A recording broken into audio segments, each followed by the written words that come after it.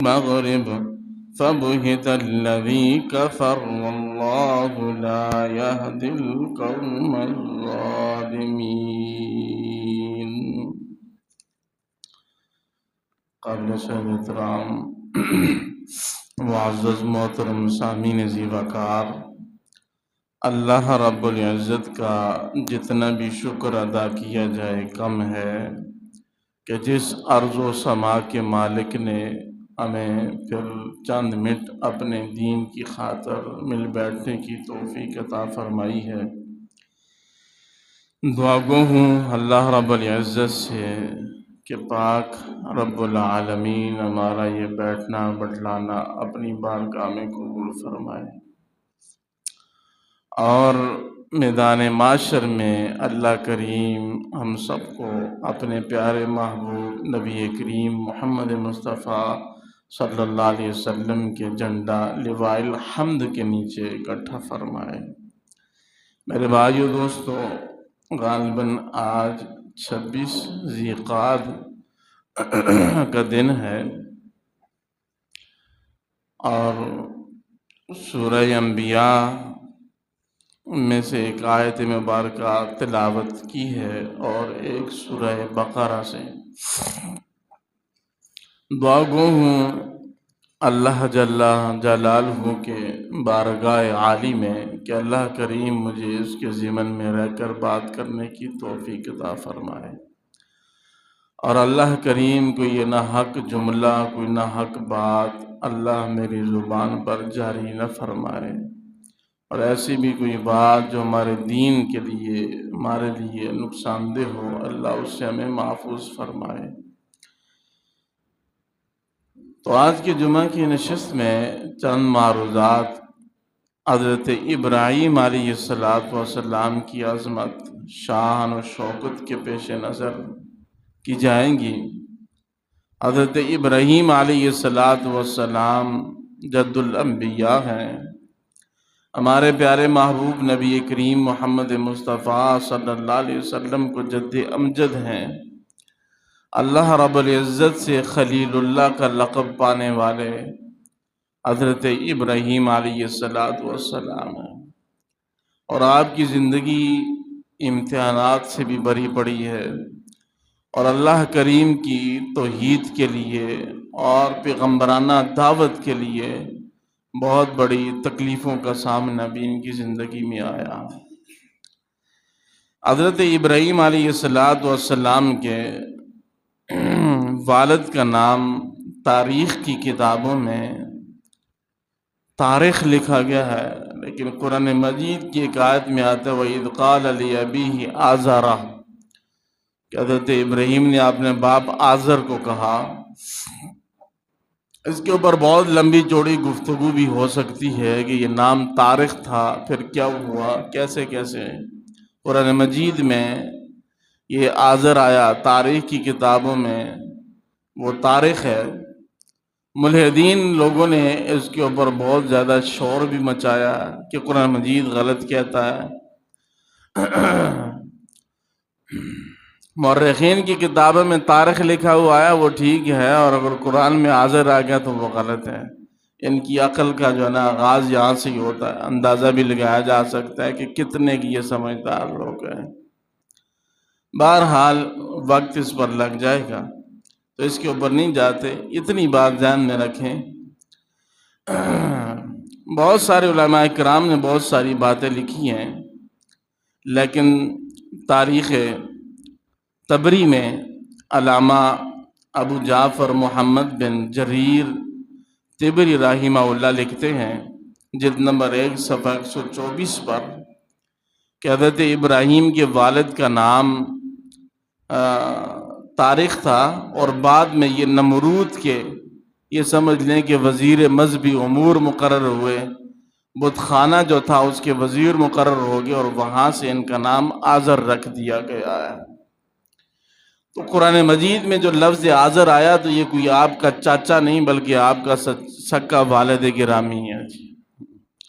حضرت ابراہیم علیہ السلام کا سلسلہ نسب کتابوں میں یوں لکھا ہے ابراہیم بن طارق بن ناخور بن سارق بن فالغ بن عامر بن شالخ بن قینان بن ارفقشت بن سام بن نوح علیہ السلام۔ سلسلہ نسب ہیں، لکھے ہیں کتابوں میں، اللہ کے نبی صلی اللہ علیہ وسلم کا بھی سلسلہ نسب موجود ہے۔ بخاری شریف میں 21 پشتیں آپ صلی اللہ علیہ وسلم کی معاذ بن عدنان تک ہے۔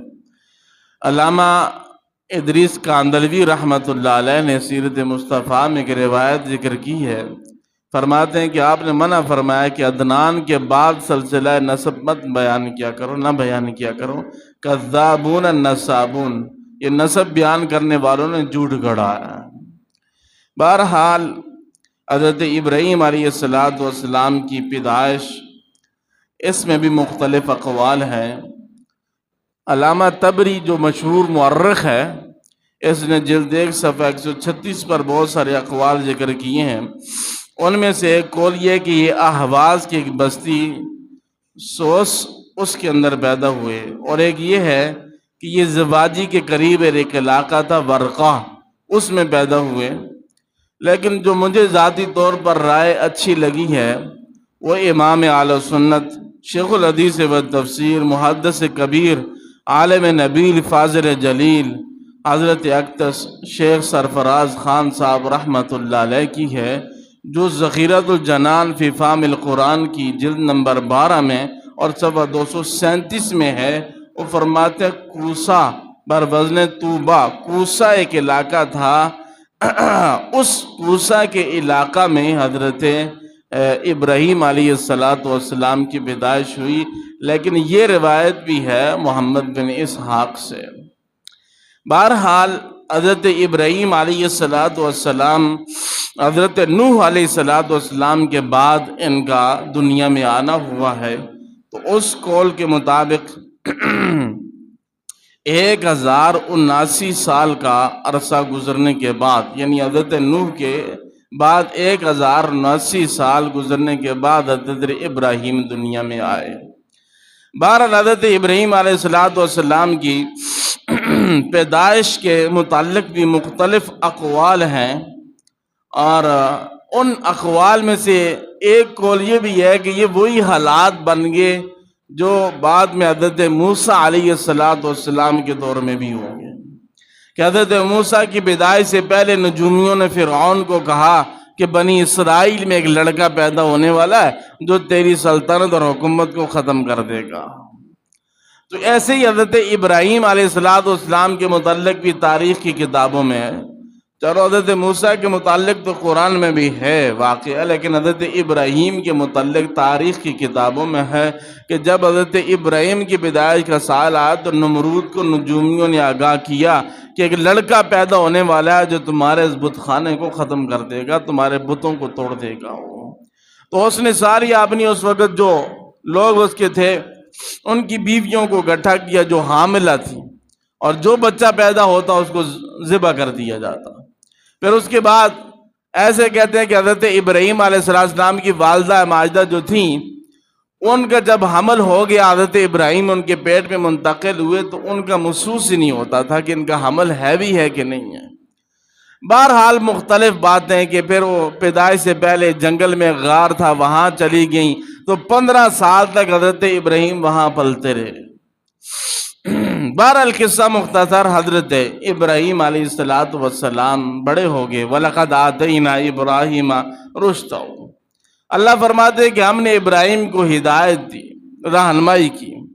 تو حضرت ابراہیم کے والد کا کاروبار تو بتوں کا تھا ہی، یہ تو حقیقت ہے، وہ بت بناتے اپنے ہاتھ سے اور بیچتے۔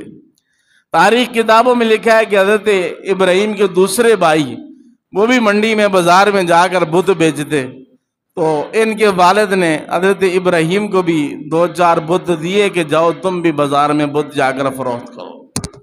بت کا مطلب یہ ہے خداؤں کو بیچو، وہاں خداؤں کی منڈی لگی ہوئی۔ حضرت ابراہیم تو بھائی ہونے والے نبی تھے، اور یہ بات ذہن میں رکھیے، یہ پکی ٹھکی بات ہے، کوئی شک شبے والا معاملہ نہیں ہے۔ نبی کی پیدائشی توحید پر ہوتی ہے، نبی پیدائشی موحد ہوتا ہے، نبی شرک نہیں کرتا، جب تک نبوت نہ ملے تب تک بھی وہ شرک سے دور رہتا ہے۔ فسادات سے دور رہتا ہے، برائیوں سے بچا رہتا ہے، اللہ حفاظت فرماتے ہیں اس کی۔ معصوم عن الخطا کا مطلب یہ ہے ہی نہیں ہے کہ نبی گناہ کرتا ہی نہیں ہے، معصوم عن الخطا کا مطلب ہی یہ ہے کہ اللہ ان سے گناہ ہونے نہیں دیتا۔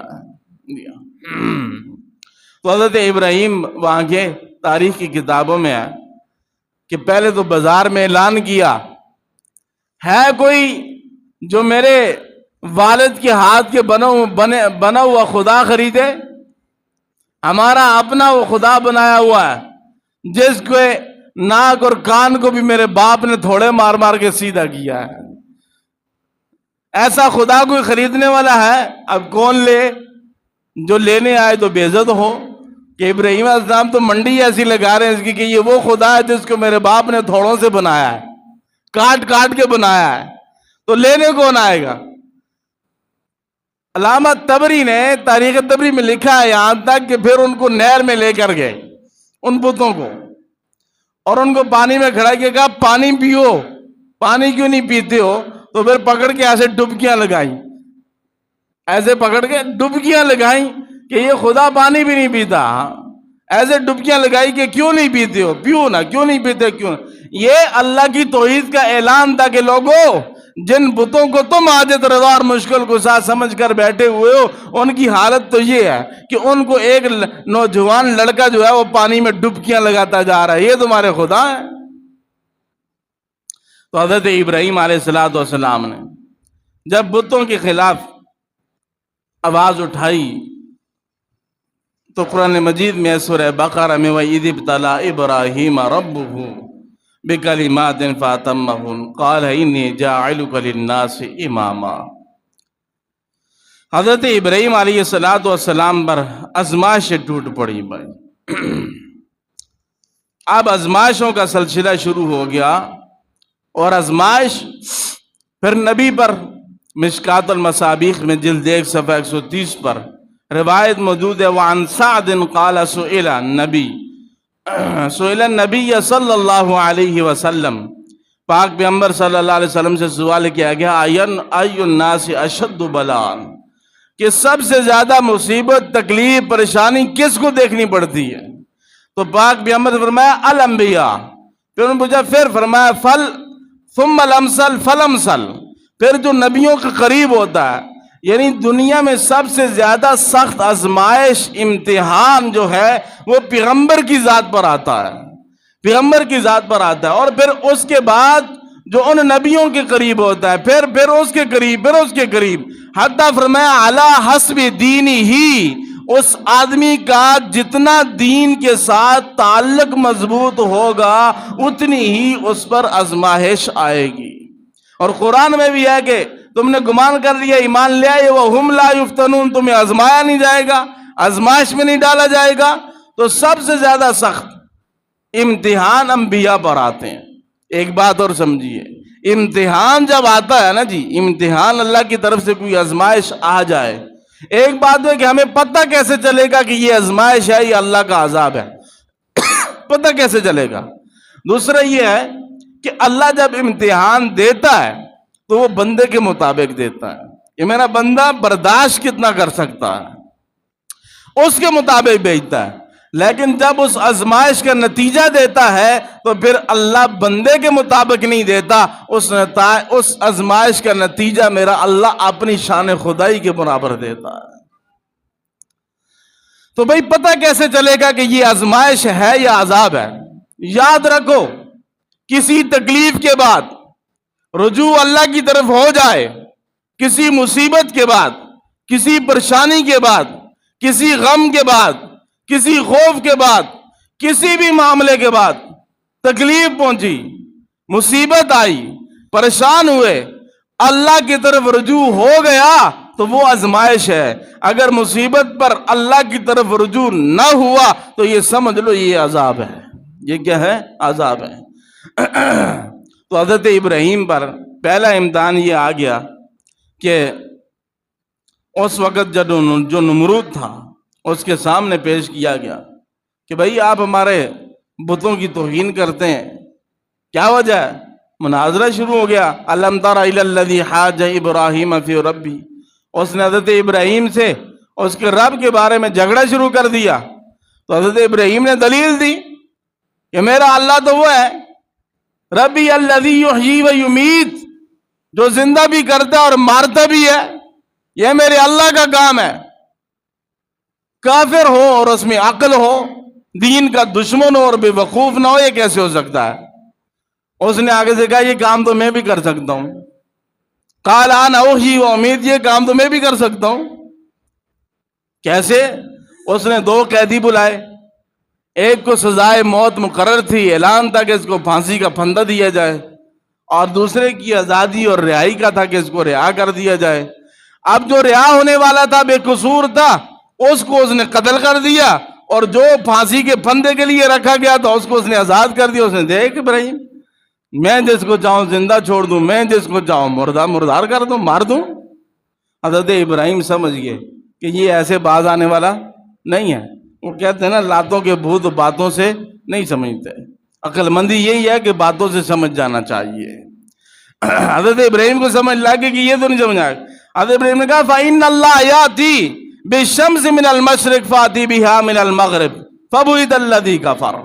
میرا اللہ صرف یہی نہیں کہ جو زندہ کرتا اور موت دیتا ہے، میرا اللہ تو سورج کو مشرق سے نکالتا ہے اور مغرب میں غروب کرتا ہے۔ اگر تیرے اندر بھی ایسے اختیارات ہیں تو سورج کو مغرب سے نکال اور مشرق میں غروب کر دے۔ فَبُهِتَ الَّذِي كَفَرَ، اور پھر دم دبا کر بھاگنا شروع ہو گیا کہ اب اس کے بعد تو دلائل نہیں رہے۔ کہنے لگا جلاؤ آگ اور ابراہیم کا انتظام کرو، اس کو آگ میں پھینکو۔ اور یہ یاد رکھیں، دنیا میں ہمیشہ قتل و غارت، فساد کا سبب وہ شخص بنتا ہے جس کے پاس اپنے موقف یا نظریے پر دلیل نہیں ہوتی، دلیل نہیں ہوتی۔ اب یہ دلائل میں تو چپ ہو گیا، اب کیا جواب دیتا؟ ہمت تو اس کی تھی نہیں کہ وہ سورج کو مشرق سے طلوع کرتا اور مغرب میں طلوع کرتا اور مشرق میں کیا کرتا؟ غروب کرتا۔ کہاں سے کرتا؟ اب اس نے کہا اپنے الہوں کی مدد کرو اور حضرت ابراہیم کو جلا ڈالو۔ ایک عرصے تک لکڑیاں اکٹھی ہوتی رہیں، یہاں تک کتابوں میں لکھا ہے کہ جس کے سر کو درد ہوتا تھا تو وہ بھی یہ کہتی تھی کہ میرے سر کو درد ختم ہو جائے تو میں اتنی لکڑیاں ابراہیم کو جلانے کے لیے لا کے رکھوں گی، منتے مانتے تھے۔ تو یہ حضرت ابراہیم کے اوپر امتحان آ گیا۔ اب انہوں نے لکڑیاں اکٹھی کی، بہت بڑا چیخا جلایا، آگ جلی۔ عماد الدین ابو الفدا اسماعیل ابن کثیر المتوفا 774 ہجری کا یہ آدمی ہے، 774 ہجری کا، یعنی کہ ایک تفسیر ابن کثیر کے نام سے عربی زبان میں، اور ایک تاریخ البدایہ و نہایہ کے نام سے، اور بھی کافی کتابیں ہیں۔ انہوں نے اس میں لکھا کہ حضرت ابراہیم علیہ السلام کو جب انہوں نے ایک پنگوڑا سمجھو بنایا آگ میں پھینکنے کے لیے، آگ کے شعلے آسمان بلند ہو، اتنے بلند تھے بھائی، جہاں تک نگاہ جاتی تھی آگ کا شعلہ ہی نظر آتا تھا، اتنی آگ جلائی انہوں نے حضرت ابراہیم کو جلانے والا۔ لیکن یہ تو جلانے کے لیے آگ جلا رہے تھے نا بھائی، توجہ ہے، یہ تو اتنا انتظام اس لیے کر رہے تھے ہم لکڑیاں اتنی جلائیں اور آگ کے شعلے آسمان تک جائیں، اتنی بلندی تک جائیں کہ ہم ابراہیم کو جلا کر راکھ کر دیں۔ لیکن میرا اللہ آسمان پر کیا ہر وقت ہر جگہ موجود ہے، وہ کہہ رہا تھا تم آگ جلاؤ میں گلزار بنا دوں گا، تم اسے آگ کا چیخا بناؤ، اس آگ کا مالک بھی تو میں خدا ہوں، اس کو گلے گلزار بنانا بھی میرا کام ہے۔ انہوں نے جب اس پنگوڑے میں بیٹھایا اور پھینکنے لگے تو ابن کثیر رحمہ اللہ فرماتے ہیں کہ حضرت ابراہیم یہ دعا پڑھ لیتے، لا الہ الا انت سبحانک۔ اور اسی طرح جب حضرت ابراہیم علیہ السلام کو آگ میں پھینکنے لگے تو ابو ہریرہ رضی اللہ تعالیٰ عنہ کی روایت فرماتے ہیں حضرت ابراہیم نے دعا کی، اللہم انکا فی السماء واحد وانا فی الارض واحد، میرے اللہ تو آسمانوں میں اکیلا ہے، میں تیری توحید کے نعرے لگاتا ہوں، تو وحدہ ہے، تیرا کوئی شریک نہیں، تو حاجت روا ہے، تیرے ساتھ دوسرا کوئی نہیں، تو مشکل کشا ہے، دوسرا کوئی نہیں، تو تو آسمان میں ایک ذات ہے اور میں زمین پر ایک تیرا بندہ ہوں، تیری عبادت کرنے والا، یہ مجھے آگ میں ڈالنے لگے ہیں۔ جب آگ میں ڈال دیا تو لوگ سمجھنے لگے کہ ابراہیم علیہ السلام تو بھئی راگ بن چکے ہوں گے۔ ادھر حضرت جبرائیل کی آمد ہو گئی۔ حضرت جبرائیل نے کہا الک حاجتن، میرے نزدیک کوئی کام ہے؟ فرمایا جبرائیل مجھے تجھ سے کیا غرض ہو سکتی ہے؟ میرا رب جب موجود ہے، میرا رب کو معلوم ہے کہ مجھے اس کی توحید کے نام پر آگ کی نظر کیا جا رہا ہے، جس کی توحید پر اعلان کرتا ہوا میں آگ میں کود رہا ہوں، میرا رب مجھے کافی ہے۔ حضرت ابراہیم کو آگ میں پھینک دیا گیا، اور پھر میرے اللہ نے بعض تاریخ کی کتابوں میں لکھا ہے کہ حضرت ابراہیم اور ان کے سامنے آگ کے درمیان ان کے بالخصوص والدہ کے سامنے سے پردہ ہٹا دیا، اور دیکھا کہ ابراہیم تو اندر سرسبز و شاداب باغ میں بیٹھے ہوئے، سرسبز و شاداب باغ میں بیٹھے ہوئے۔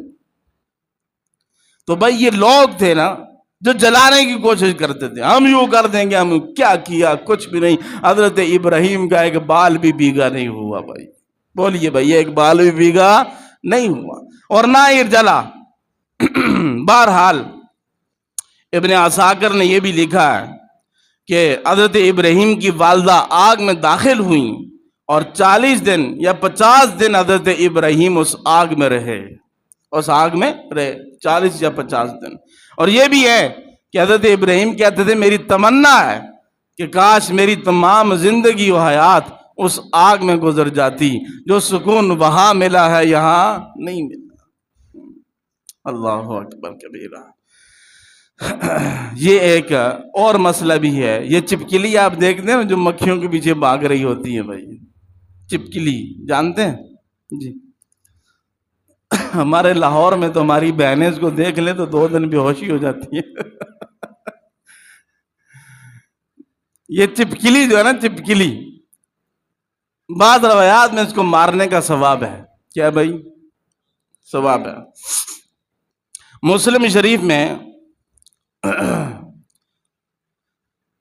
صفحہ 1758 اور الجز، یہ جو حوالہ ہے یہ شاملہ سے عرض کر رہا ہوں میں، ویسے تو مسلم کی 2 ہی جلدیں ہیں، وہاں اس مکتبے میں بہت ساری اس کی اجزاء ہیں، جلدیں ہیں، تو 4تھی جلد میں صفحہ 1758 اور حدیث نمبر 2240 میں ابو ہریرہ رضی اللہ عنہ نے فرمایا من قتل وزغن فی اولی، کہ جو آدمی جو ہے چپکلی کو پہلی بار میں اگر مار دے تو اس کو 100 نیکیاں ملیں گی، دوسری میں مارے گا تو 75، تیسری میں مارے گا تو اور کم، چوتھی میں مارے گا تو اور کم، بالکل ہی 0 ہو جائے گا۔ اس کے متعلق روایات میں ہے کہ جب آگ جلائے گی تو یہ اس کا منہ کتنا سا ہو، کہتے ہیں یہ منہ اور مسور کی دال اتنی سی منہیاں، اور ادھر آگ کو آگے نہ پھونکے مارتی تھی کہ اور بڑھ کے، یہ روایت میں اور بڑھ کے۔ تو اب اس کو مارنے کا فرمایا کہ پہلی بار میں اگر مارو تو 100 نیکیاں ملیں گی، دوسری بار میں مارو تو 75، تیسری میں مارو تو کم، چوتھی میں مارو تو کم۔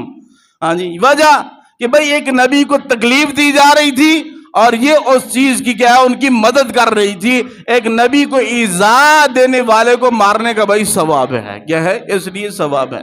بہرحال حضرت ابراہیم علیہ السلام کی زندگی میں آگے بھی 2 امتحانات مزید آئے، سفر کا، ہجرت کا آ گیا، پھر اس کے بعد بیوی کو لے کر جو ہے حکم ہو گیا کہ بچے اور بیوی کو بیابان جگہ میں چھوڑ دو، حضرت اسماعیل حضرت ہاجرہ کو۔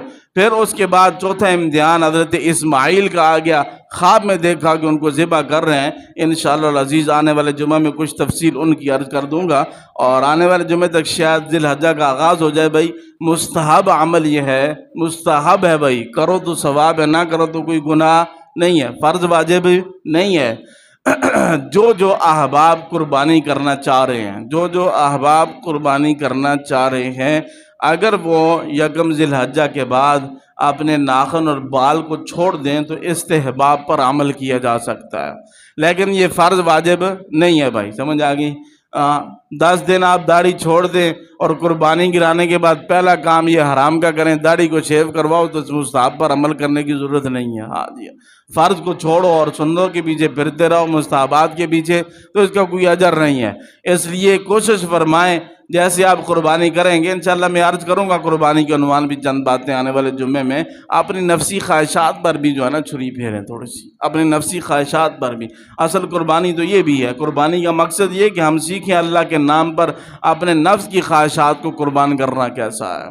تو بہرحال اپنا یہ اس طرح عشرہ کے اس ذی الحجہ کی فضیلت بھی ہے، عبادت کی فضیلت بھی ہے، روزے بھی آپ رکھ سکتے ہیں، پھر 9 ذی الحجہ کے روزے کی فضیلت ہے، وہ بھی آپ رکھنا چاہیں تو رکھ سکتے ہیں۔ یہ سارے کام استحباب کے درجے میں ہیں، ثواب کے درجے میں ہے، کوئی کر لے تو ثواب ہے، نہ کرے تو کوئی گناہ نہیں ہے، اور نہ کرنے والے پر کوئی فتویٰ شتویٰ بھی نہیں لگانا۔ اللہ جس کو توفیق دے وہ کر لے، جو نہیں کرتا آپ کو ضرورت نہیں ہے اس کے اوپر کوئی جو ہے نا منکر دین ہونے کا یا کچھ نہ کچھ فتویٰ ہمارے لوگ لگا دیتے ہیں نا، تو ایسا کوئی ضرورت نہیں ہے۔ مستحب کام ہے ثواب کے، توفیق مل جائے تو کر لیں، نہ ملے تو اللہ خیر صلی اللہ۔ فرائض پر توجہ دیں، اللہ کی ناراضگیوں والے کاموں کو چھوڑیں، اللہ رب العزت کو رضا کی طرف توجہ دیں، مسجدوں کو آباد کرنے کی کوشش کریں، اپنا دین سیکھنے کی کوشش کریں، اپنی اولادوں کو دین پر لگانے کی کوشش کریں، جہاں تک ہو سکے تو خیر کی بات کریں، بھلائی کی بات کریں۔ جی ہاں، اللہ تعالی ہم سب کو عمل کی توفیق عطا فرمائے۔ وآخر دعوانا الحمدللہ رب العالمین۔